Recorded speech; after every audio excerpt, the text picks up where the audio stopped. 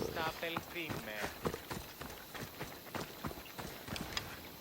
Pape tutto parata.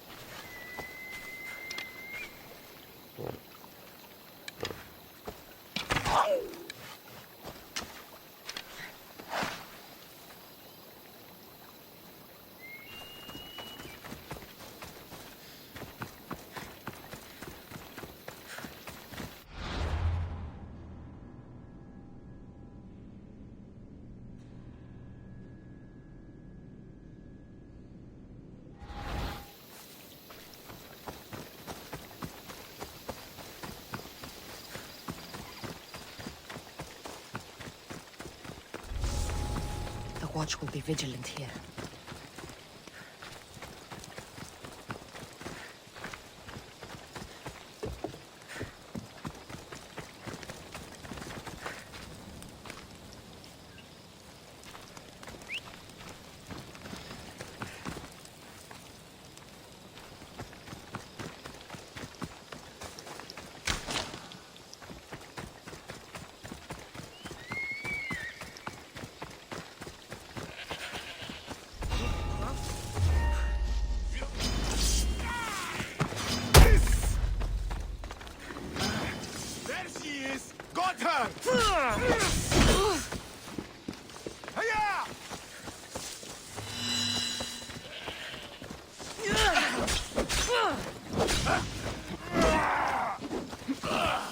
You're going to die here, coward.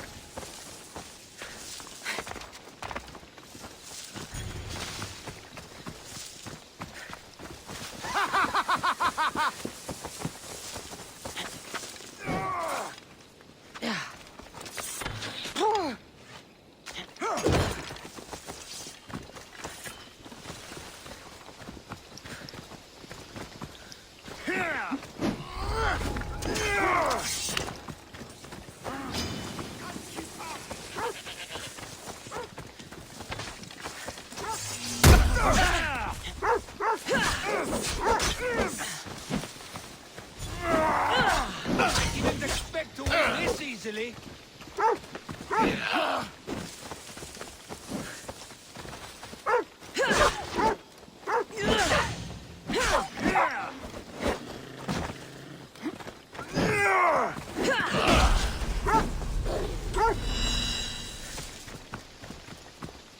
Charge!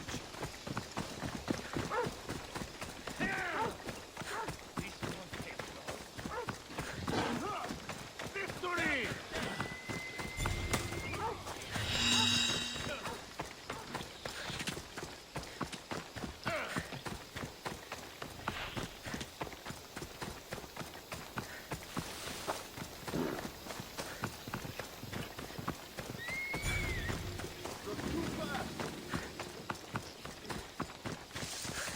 Give up!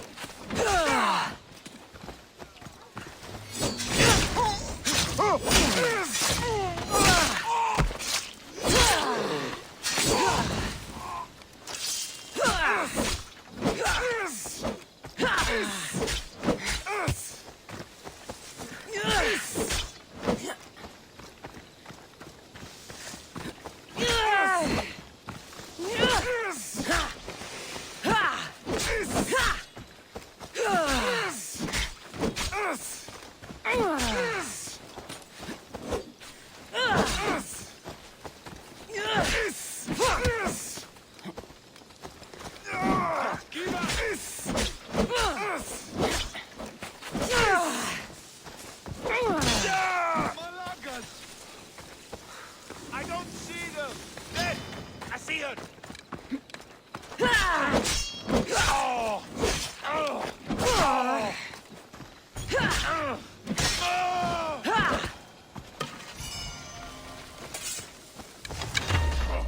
Get behind something! What to die?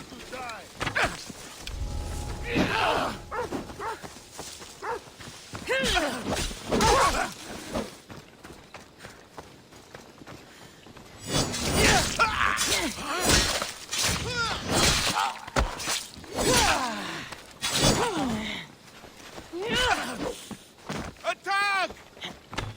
This is the end for you! Glory!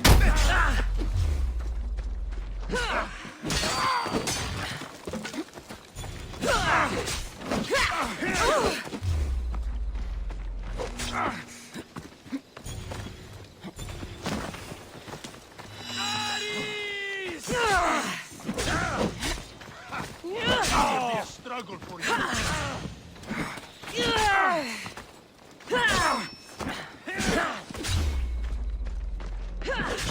I'm ready for this fight.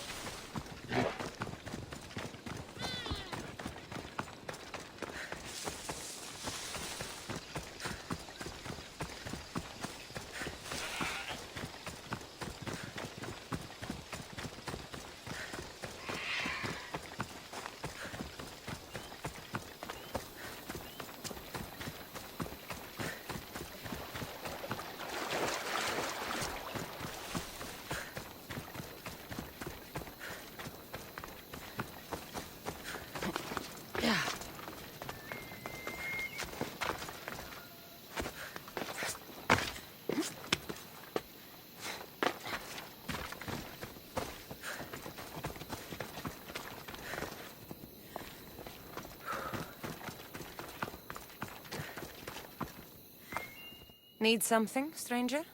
Deserters who ran from battle have taken refuge in these streets.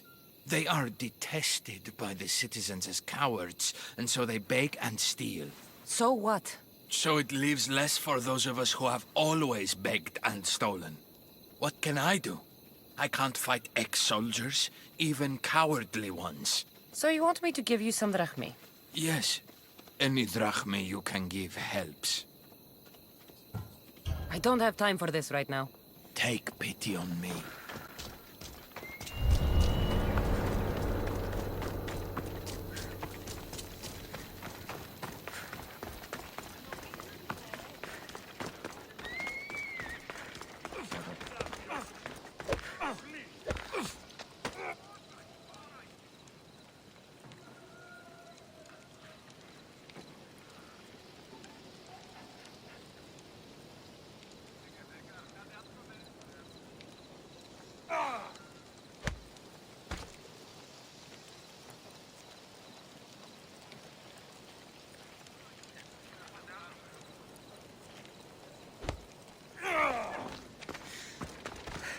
You'd better not get... I should watch my I step. do not...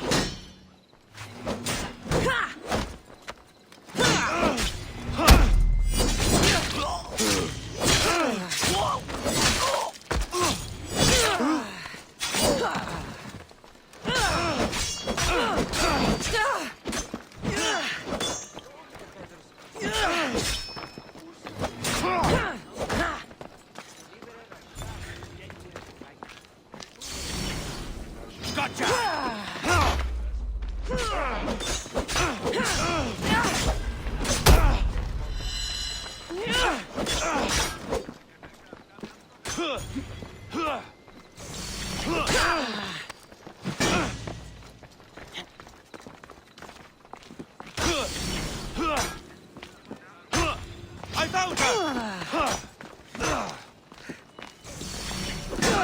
You don't stand a chance! Get him!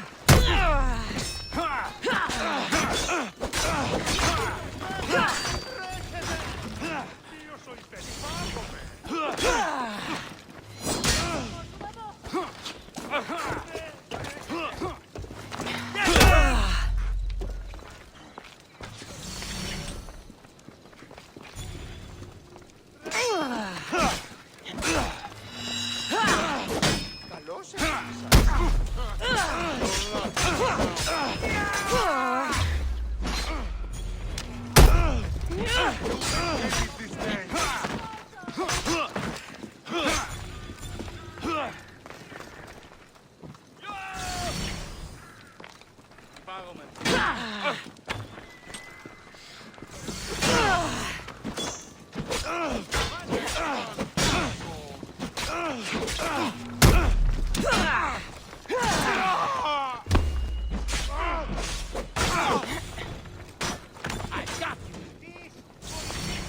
Adesso Ettimo. Ha! I see you!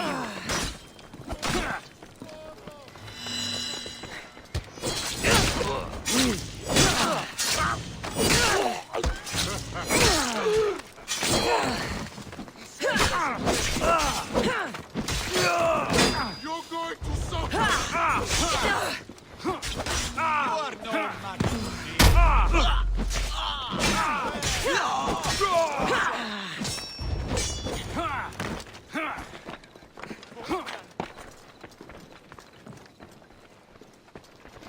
This is going easy!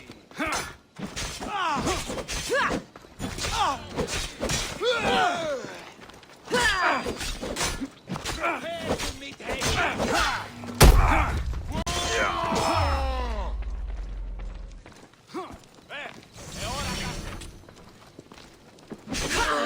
going to be slaughtered!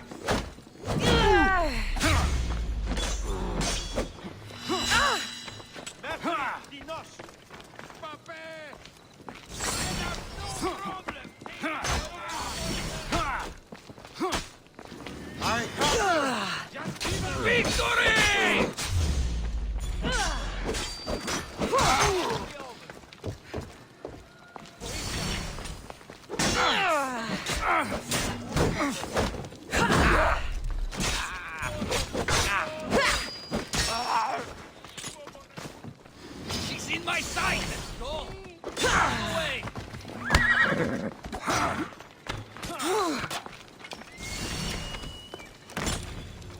this is it, huh?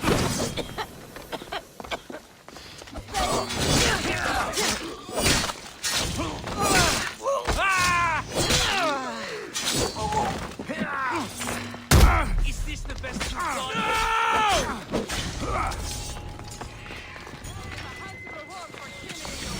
I found her! I'll kill you!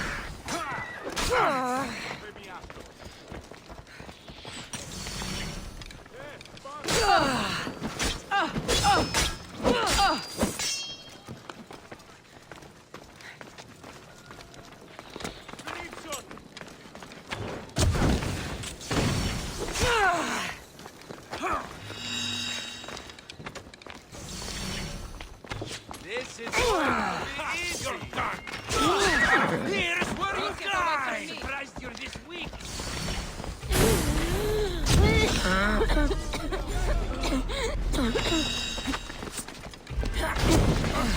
Why won't you rest?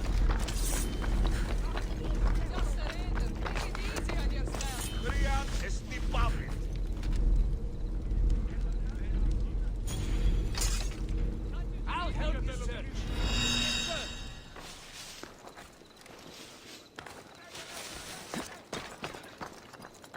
Have you spotted them? I've nothing. Tell me the instant you see anything. You'll get me a handsome reward.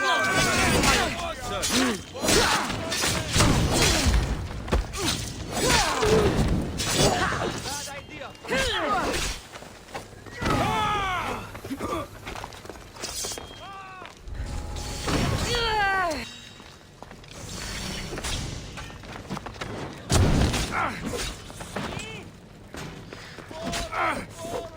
No!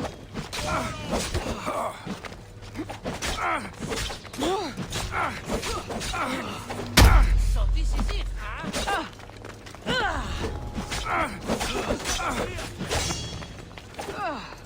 I'd love to see you fight.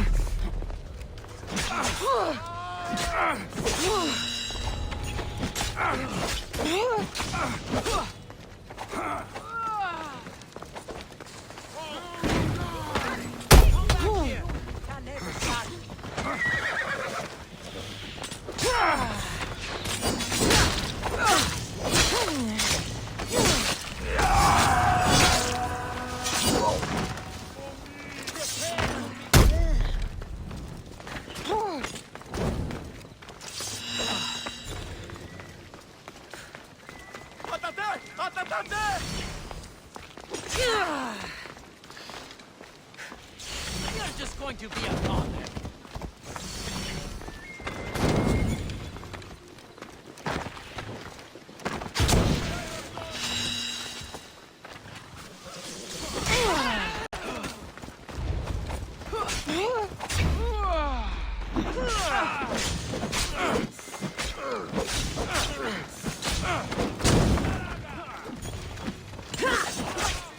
Are you trying to fight? How cute!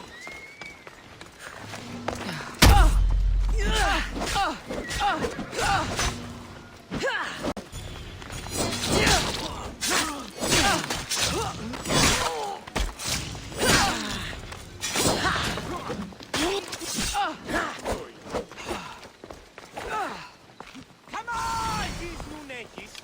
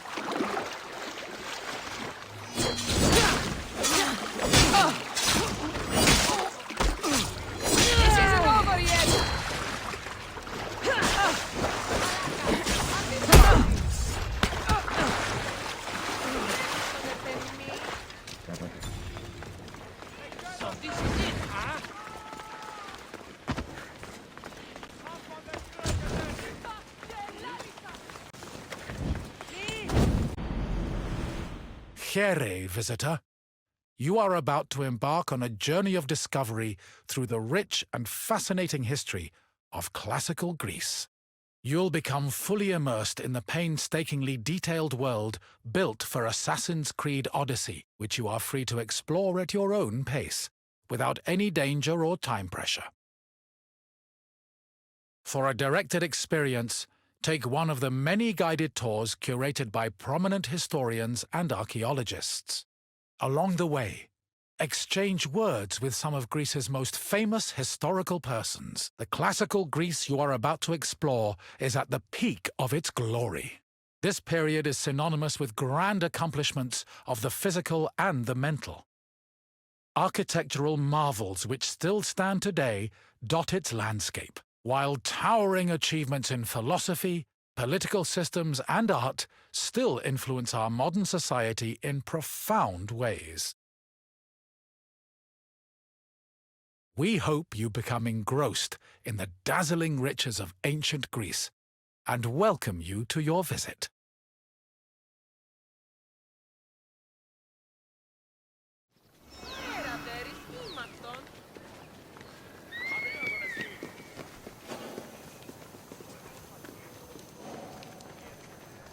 Greetings, wanderer, and welcome to the Acropolis, the shining jewel of Athens. The Acropolis of Athens is a bastion of art and culture worthy of the gods themselves. Within this citadel, you will find many important sacred buildings, as well as some of the most magnificent art in all of Greece. You are in for a very enlightening visit. When you're done, come find me, and we can discuss the things you have seen.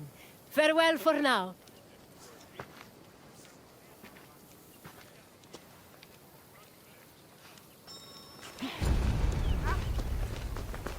The Acropolis has gone through many changes in its long history.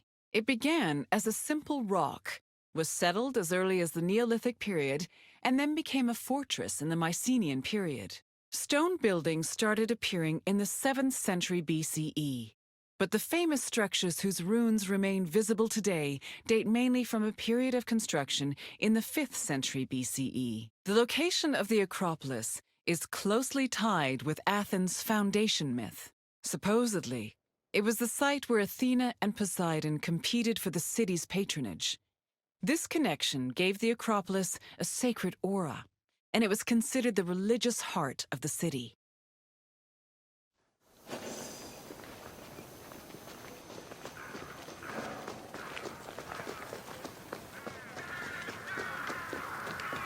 The Temple of Athena Nike was built on the remains of old fortifications from the Mycenaean era. Worship at the temple can be traced back to the 6th century BCE, but the building itself was destroyed during the Greco-Persian Wars a century later. It was rebuilt during the Peloponnesian War. Given that the name Athena Nike roughly means Athena of victory, it was likely constructed in the hopes that Athens would win the war. Unusually, the temple depicts historical scenes of battles against the Persians instead of the more mythologically inclined art of other Greek buildings. The temple's priestess was chosen randomly among the Athenians and received a salary of 50 drachmae annually, along with skins and trophies from sacrificed animals.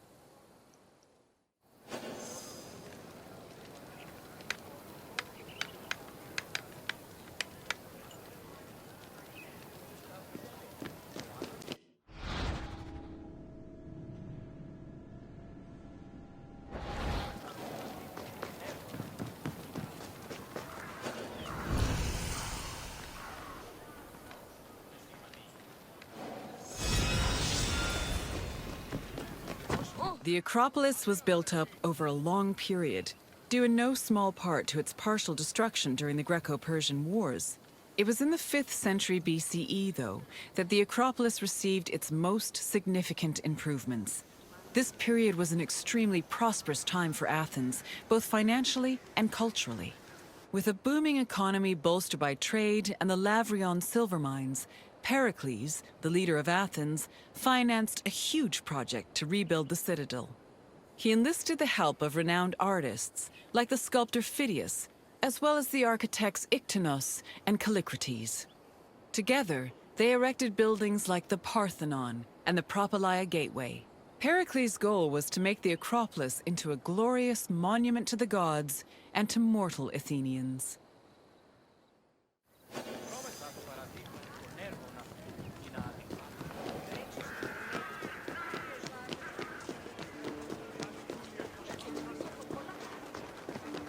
Behind the Propylaea was the giant bronze statue of Athena Promachos, or Athena who fights on the front lines. That name was reflected in the spear and shield the statue held in its hands. It was erected in the mid-5th century BCE by the artist Phidias. According to an inscription, it took 9 years to make and cost almost 500,000 drachmae. At approximately 10 meters tall, the statue was apparently so large that Pausanias claimed its helmet and spear tip could be seen from the sea near Cape Sunion, 60 kilometers away.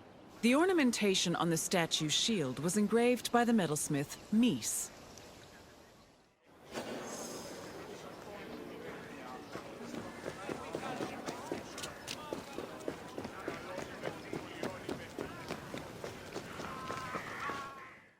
The Aerophoroi were young girls between the ages of 7 and 11 who were in charge of special rites.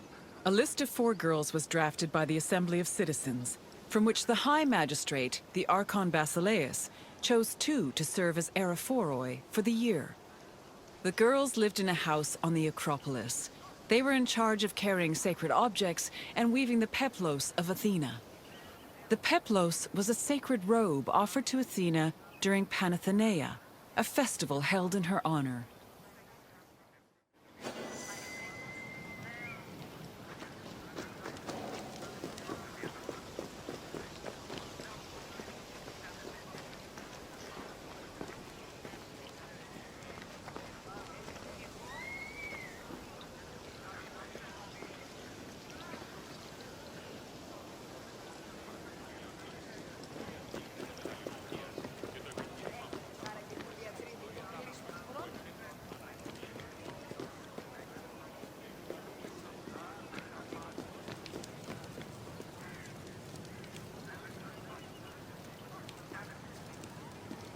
The Erechtheion was an atypical temple. It was dedicated not only to Athena Polias, but also to Cecrops, the mythical founder of Athens, his son Erechtheos, and even Poseidon, the sea god who challenged Athena for possession of the city. The temple was divided into sections. The eastern part housed a statue dedicated to Athena, while the western section jointly belonged to Poseidon and Erechtheos. Meanwhile, King Cecrops' grave was believed to be under the caryatid porch. Under the temple was a crypt that was said to contain the sacred snakes of Athena.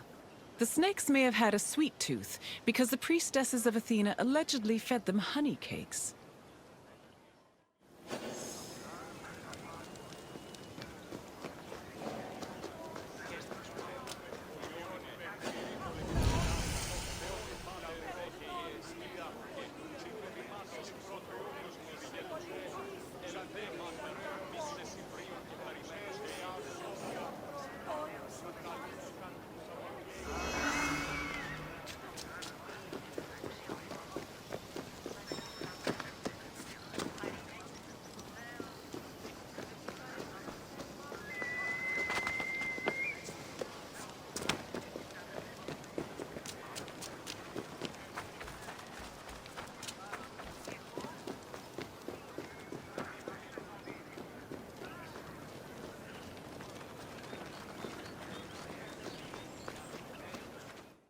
The Parthenon is one of the most well-known buildings in the world and an enduring symbol of ancient Greek civilization.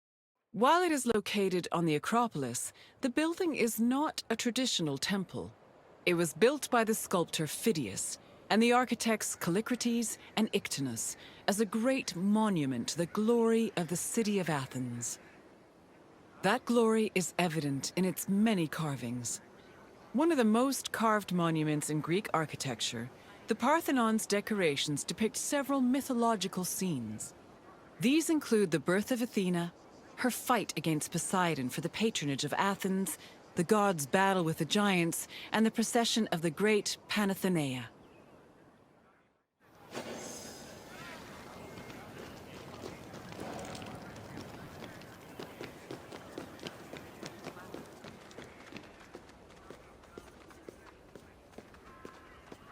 The Parthenon's inner chamber, or cella, contained a massive statue of Athena that was considered to be one of the sculptor Phidias's greatest masterpieces. The statue was chryselephantine, a combination of gold and ivory. To justify the steep cost of its construction, Pericles told Athenians that the statue was a gold reserve, which could be disassembled in times of economic distress. The cella also allegedly contained a pool, whose main purpose was to control the room's humidity, which helped preserve the statue's ivory.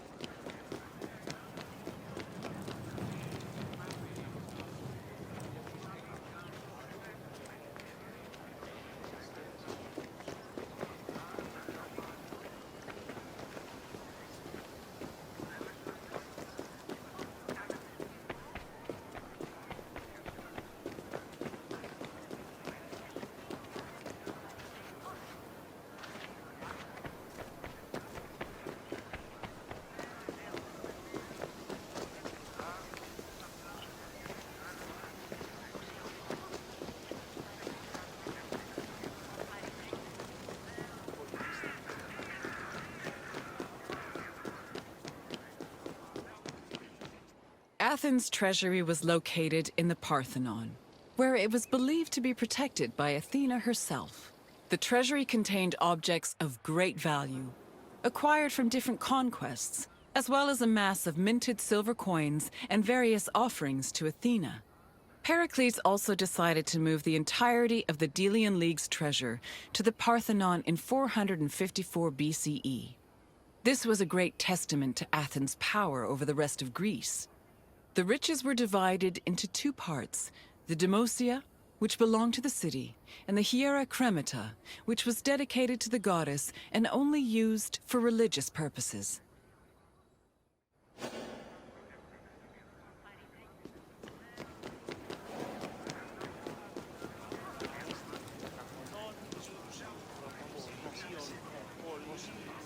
And what did you think of the Acropolis? It truly is quite something, isn't it? A sacred sanctuary and an architectural marvel, all in one. Very well, on to the next tour.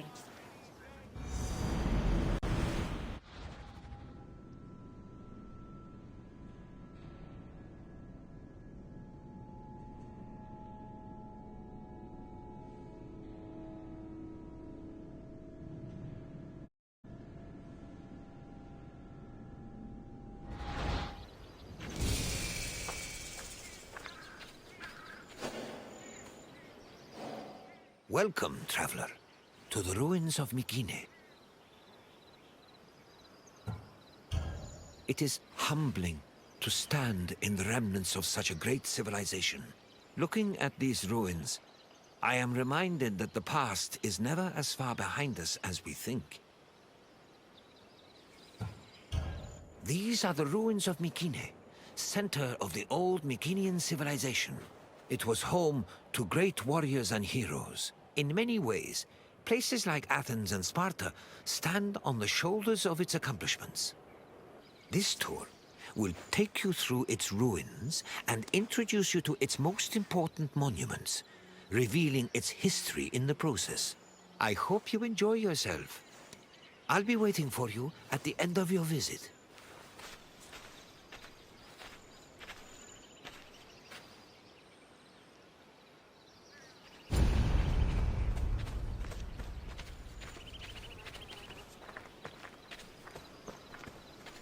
The Mycenaean civilization flourished in the Late Bronze Age between 1600 and 1200 BCE. During this period, it was mainly located in the Peloponnese and central Greece. Mycenaeans were known for exploring distant lands. Notably, they battled the Hittite-allied city of Walusa in a conflict that was believed to be the inspiration for Homer's Trojan War. But the Mycenaean people didn't only travel to fight.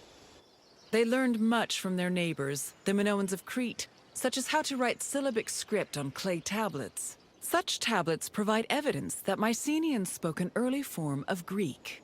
They also tell of how great Mycenaean kings ruled over their warriors from opulent palaces in places like Mycenae, Thebes, and Knossos.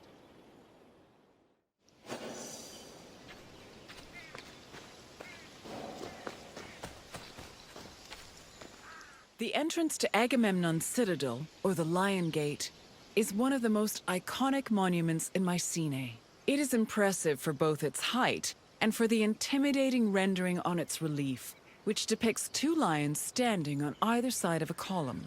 Unfortunately, the lions' heads, which were presumably made of a precious metal or higher quality stone, have been lost to time. The gate was most likely meant to greet a triumphant king returning home from successful military campaigns and to awe foreign visitors.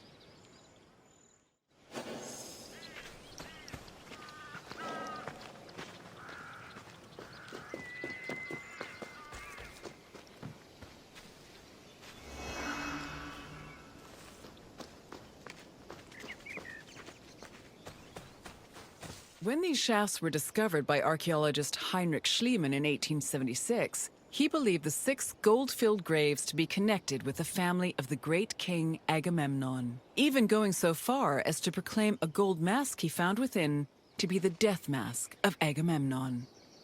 However, this was refuted by later excavations, which showed that the 19 bodies buried in the shafts dated back to a few hundred years before Agamemnon was even born.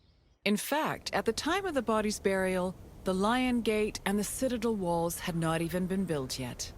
It's estimated that the people in the graves were members of the first Mycenaean dynasty. The graves later became a place of worship for Mycenaean kings, who raised walls to protect them. These walls helped preserve several incredible artifacts, including women's jewelry, death masks, and masterfully crafted weapons.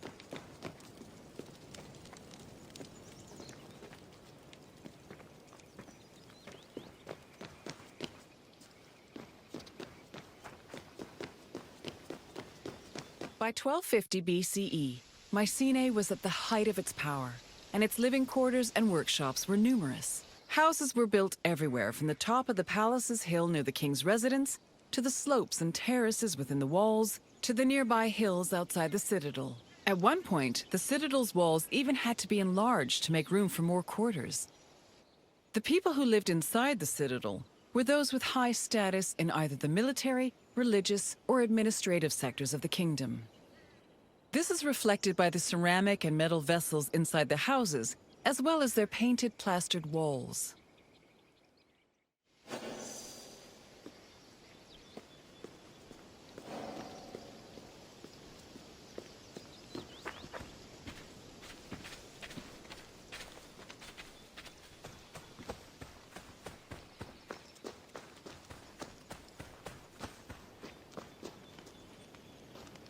Travelers seeking an audience with the king would have first ascended a steep ramp from the Lion Gate to the Citadel's summit. Here, they would have walked into the palatial complex through a grand entrance called the Propylon.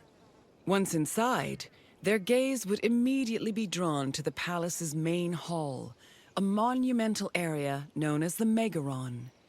The vividly decorated Megaron, which glittered with precious objects and colorful frescoes in its heyday, was where the king would have received the traveler.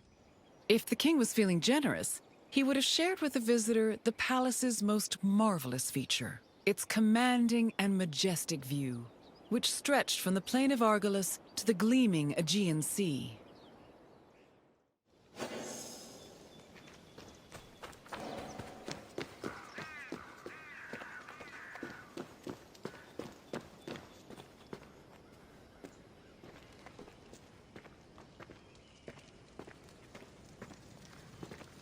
It was in this palace where a legendary Mycenaean king like Agamemnon would have held court. According to Homer and other poets, Agamemnon led the Greeks in the sack of Troy. Stories say that he was a fearsome warrior on par with Achilles, but also an overly ambitious and arrogant ruler. He sacrificed his own daughter, Iphigenia, to convince Artemis to grant his ships passage to Troy. After conquering the city, he returned to Mycenae with mounds of riches, and a Trojan named Cassandra as his concubine.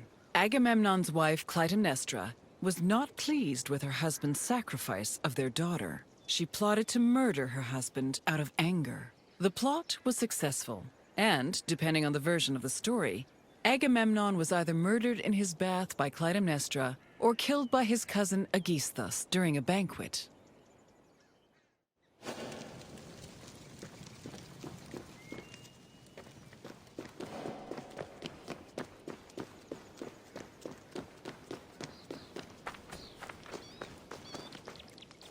You've completed the tour. I trust it was an eye-opening experience. Though it did not last, Mycenae was a sort of precursor to what would eventually become the Greek civilization we know today. It's important we remember them, if only to avoid repeating their mistakes. Now, what else would you like to do? I appreciate your desire for more knowledge. Let us continue.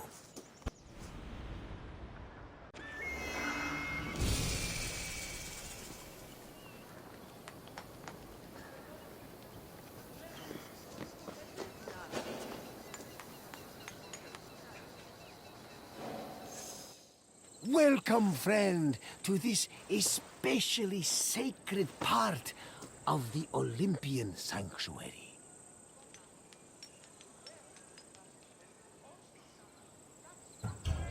This place is practically vibrating with divine energy. I feel like if I look over my shoulder right now, Zeus will be staring back at me.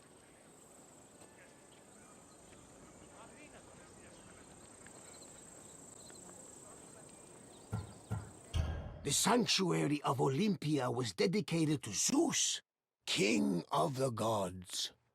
It had close connections to the divine, as you will see very soon. I'll come find you when you're done, and we can talk about what you've learned.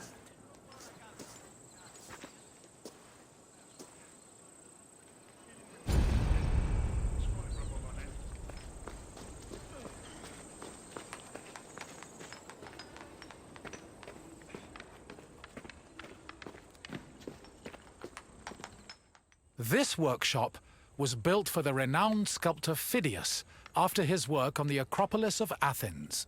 In 435 BCE, Phidias came to Olympia to begin working on the great chryselephantine statue of Zeus. He died 5 years later, shortly after completing his masterpiece. This grand statue would become one of the 7 wonders of the ancient world. Phidias's workshop was located right next to the Temple of Zeus. Its structure has been well preserved, mostly owing to its conversion to a church in the 5th century CE. Archaeologists have also discovered lots of ancient materials in the surrounding area, such as casting molds and sculpting tools. The most famous artifact, however, is a cup bearing an inscription that aggressively states, "I belong to Phidias."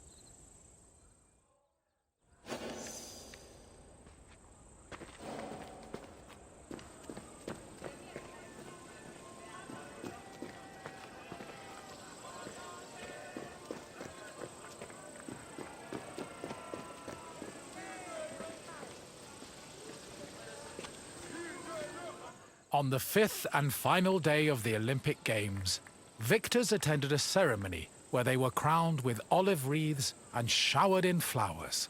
The crowns came from the sacred olive tree of Zeus, which was planted near the god's temple. A young boy trimmed the branches with a golden sickle before giving them to the Hellanodikai to turn into wreaths. After the crowning ceremony, it was time for great feasting and celebration.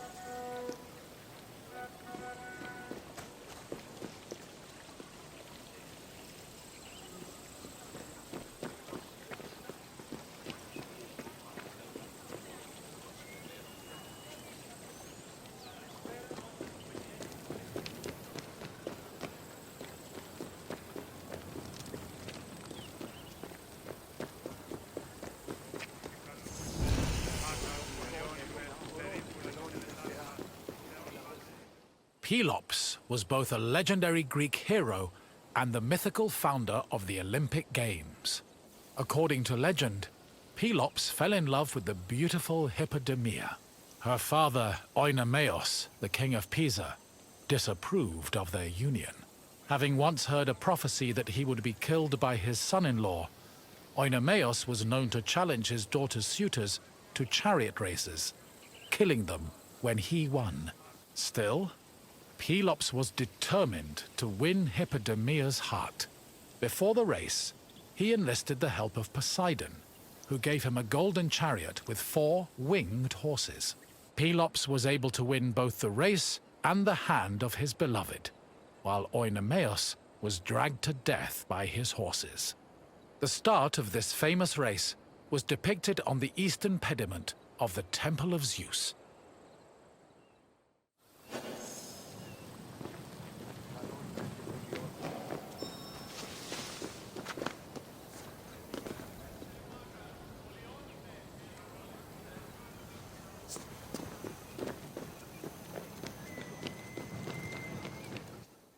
The Heraion was a temple dedicated to Hera. It is one of the oldest temples in the sanctuary, dating back to approximately 590 BCE. The structure included columns painted with images of women who won the Heraia, an athletic competition made up of running events. Every 4 years, 16 women were chosen to make a veil dedicated to Hera. These women also organized the competition, though they did not compete in it. The Heraia was unique for its focus on female athletes, in contrast to the male-exclusive Olympic Games.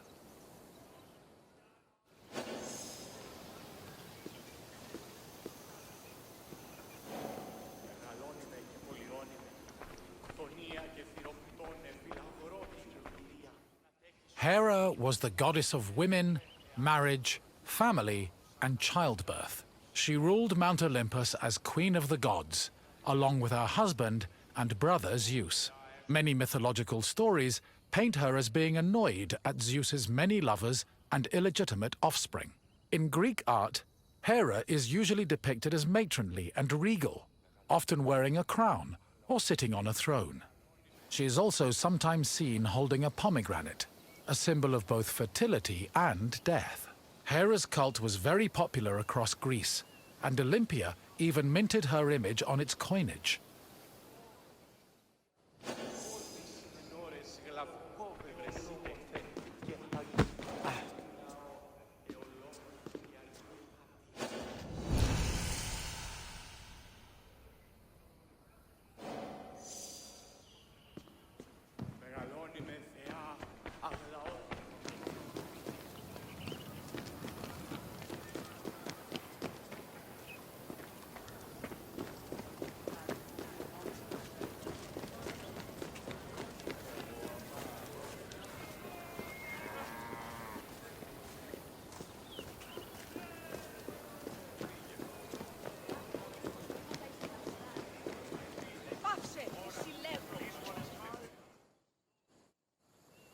One of the highlights of the Olympic Games was a ceremony that took place on the third day of the festival. It began with a procession of athletes, ambassadors, Hellenodikai, and animals. The group made their way around the Altis until they arrived at the Temple of Zeus. Then the animals were brought in front of the altar of Zeus and offered as a sacrifice. This sacrifice was known as a hecatomb, a word that originally described the sacrifice of 100 oxen. During the hecatomb, the bones and legs of the animals were burned and carried to the top of a mound of ashes from previous sacrifices. Meanwhile, the meat of the animals was saved for a large banquet held later in the evening.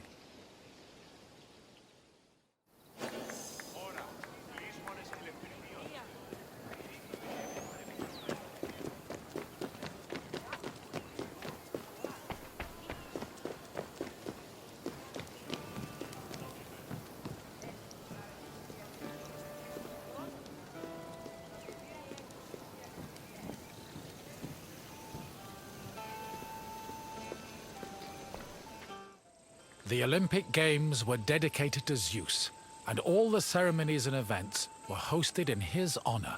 It is no surprise that the largest temple in the sanctuary was the Temple of Zeus. While most temples were restricted to priests, the Temple of Zeus welcomed all who visited Olympia. This openness was most likely meant to show off the gold and ivory statue of Zeus that stood within the temple's walls. The building also featured art depicting both versions of the Olympic festival's founding myth.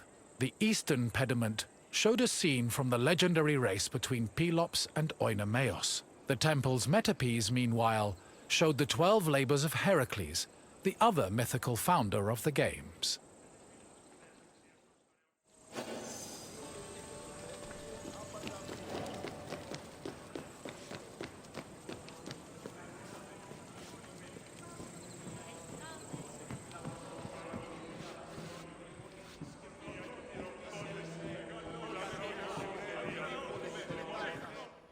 Zeus was the god of sky and thunder, and king of the Olympians. He ruled the world from his home on Mount Olympus. The child of Cronus the Titan, Zeus overthrew his father and cast the Titans out in a great battle known as the Titanomachy. He had children of his own with his wife Hera, including Ares, Hephaestus, Hebe, and Eileithyia. He also had many children without Hera, much to her consternation, but there are too many to list here. Zeus was believed to have control over the lives of mortals, as his many epithets attest to. For example, his title Horkios made him a keeper of oaths, while Xenios was the name conferred to him as a protector of hospitality. In Greek art, Zeus was usually depicted holding a thunderbolt and sitting on a throne, befitting his position as king.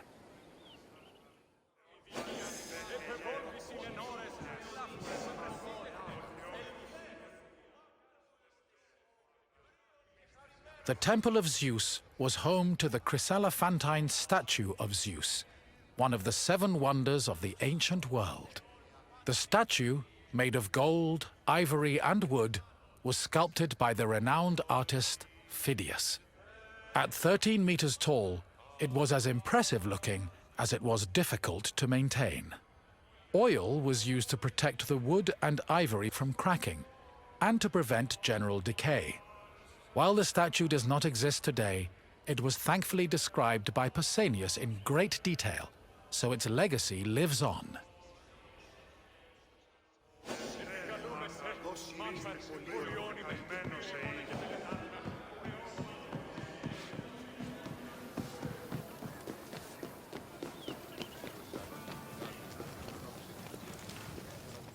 Hello again! I hoped you enjoyed your visit and feel a little bit closer to the gods. Well, as close as a mortal can get.